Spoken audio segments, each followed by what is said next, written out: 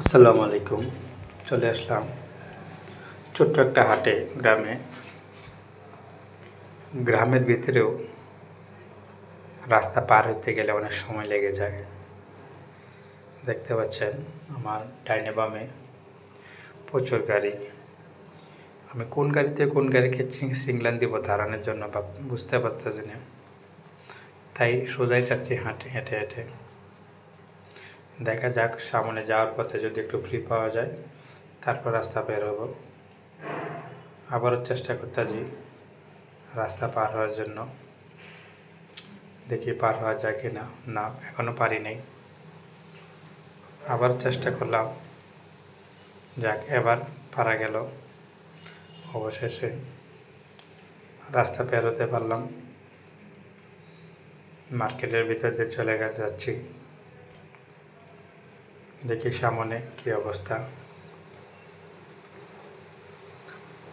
কারণ এখন কোনো ঈদ মৌসুম অথবা কোনো উৎসব নেই, তাই বাজার একটু ফ্রি।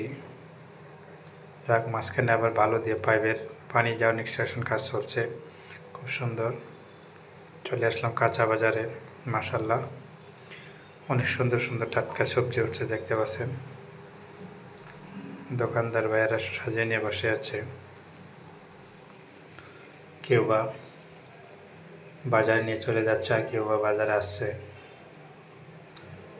দেখেন দোকানদার ভাই কত সুন্দর বুদ্ধি লাইটিং দিয়ে বা দোকানে সাজিয়ে রাখছে, স্বর্ণ কালারের মতন দেখা যাচ্ছে। আর বিশেষ করে একটু বৃষ্টি হলেই জানেন তো, কারণ পাকা রাস্তার মধ্যে একটু বৃষ্টি হলেই হালকা মাটি তাকাতেই কাদা হয়ে যায়। এখন চলে আসলাম কাঁচা বাজার। দেখেন কত সুন্দর টাটকা সবজি, মাশাল্লাহ। আসলে সবজির দামও মোটামুটি কম নয়। করলা, শসা, যা আমরা নিত্য বাজার থেকে সংগ্রহ করে থাকি।